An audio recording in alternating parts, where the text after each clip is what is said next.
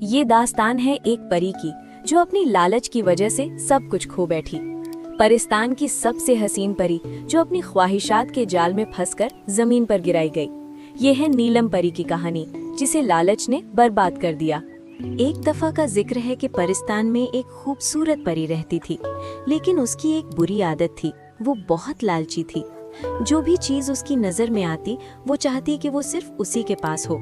अगर किसी दूसरी परी के पास कोई खूबसूरत चीज होती तो वो उसे भी छीनने की कोशिश करती। उसकी इन आदतों से बाकी परियां बहुत तंग थीं, हत्ता कि परिस्तान की मलिका भी उससे परेशान रहने लगी। मलिका ने कई बार उसे समझाने की कोशिश की, मगर वो अपनी आदत से बाज न आई।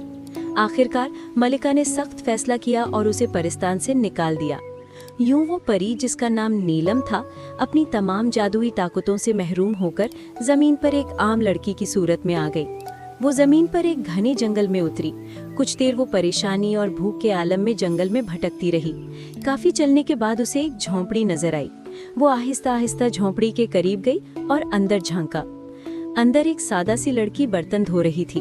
उसने नीलम को देखा और पूछा, तुम कौन हो? नीलम ने झूठ बोलते हुए कहा, मेरा नाम नीलम है। इस दुनिया में मेरा कोई नहीं है। मेरे वालिदैन एक हादसे में इंतकाल कर गए और मैं बिल्कुल तन्हा रह गई हूँ। मुझे बहुत भूख लगी है। क्या तुम मुझे कुछ खाने को दे सकती हो?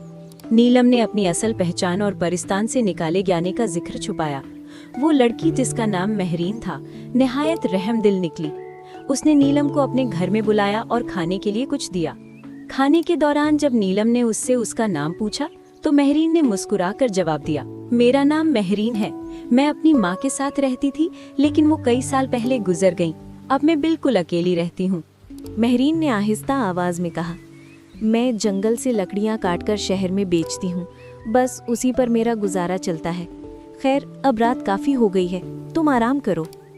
ये कहकर दोनों सोने के लिए लेट गईं, लेकिन नीलम की नजरें झोंपड़ी के कोने में किसी चीज पर जा ठहरीं।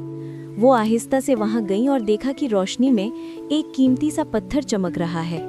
करीब जाकर पता चला कि ये तो एक शानदार हीरा है। नीलम की आंखों में लालच की चमक आ गई।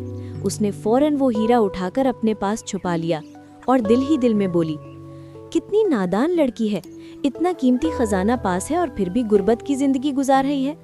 अगर मेरे पास ये हीरा रहे तो मैं पूरी जिंदगी ऐश और इशरत में गुजार सकती हूँ। लेकिन नीलम ये नहीं जानती थी कि महरीन अभी सोई नहीं थी और उसकी सारी बातें सुन रही थी। महरीन को तो ये लगता था कि ये बस कोई आम सा चमकने वाला पत्थर है। इस बात का उसे अंदाजा ही नहीं था कि ये असल में एक नायाब हीरा है। सुबह जब दोनों उठी तो महरीन ने पूछा, अब तुम कहाँ जाओगी नीलम? नीलम ने झूठी मासूमियत से कहा, क्या मैं तुम्हारे साथ रह सकती हूँ? मेरा तो अब कोई ठिकाना नहीं है। महरीन ने कुछ सोचकर जवाब दिया, ठीक है, मगर फिर तुम्हें भी मेरे साथ जंगल जाना होगा। लकड़ियाँ काटकर शहर में बेचेंगे तो ही 2 वक्त की रोटी मिलेगी। ये बात नीलम ने मान ली और यूं दोनों जंगल जाने लगी। कई दिन ऐसे ही गुजर गए। महरीन अक्सर सोचती कि इस चमकते पत्थर के बारे में नीलम से पूछे, लेकिन फिर खामोश रह जाती। एक रात जब महरीन सो रही थी, नीलम ने वो हीरा निकाला और खुद से बातें करने लगी। अब वक्त आ गया है कि इस हीरे को बेचकर अपनी किस्मत बदल डालूं।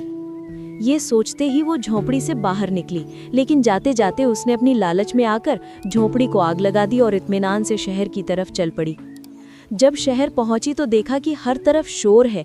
बादशाह के सिपाही ऐलान कर रहे थे कि आज रात महल में एक शानदार महफिल होगी जिसमें हसीन और जमील लड़कियां शरीक होंगी।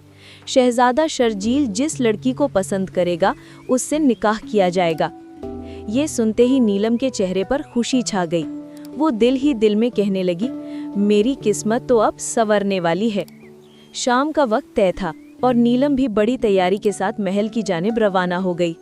जब नीलम महल में दाखिल हुई तो सबकी नजरें उसी पर रुक गईं। शहजादा शर्जील ने उसे देखते ही पसंद कर लिया और शादी का ऐलान कर दिया। नीलम ने भी फौरन हामी भर ली और दोनों की शादी बड़ी धूमधाम से हो गई।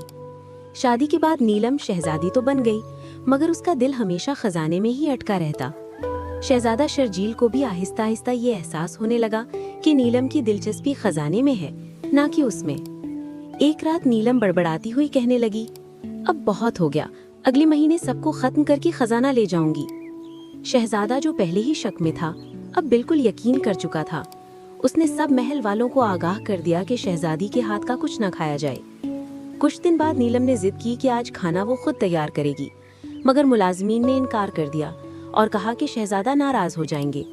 यूं उसका मंसूबा नाकाम हो गया। असल में वो खाने में जहर डालकर सबको मार देना चाहती थी ताकि खजाने पर कब्जा कर सके। रात को वो उठकर महल के गिर्द तेल छिड़कने लगी ताकि आग लगा सके, मगर मुहाफिज पहले ही उस पर नजर रखे हुए थे। वो पकड़ी गई और बादशाह के सामने पेश कर दी गई। बादशाह ने पूछा, ये सब क्यों किया?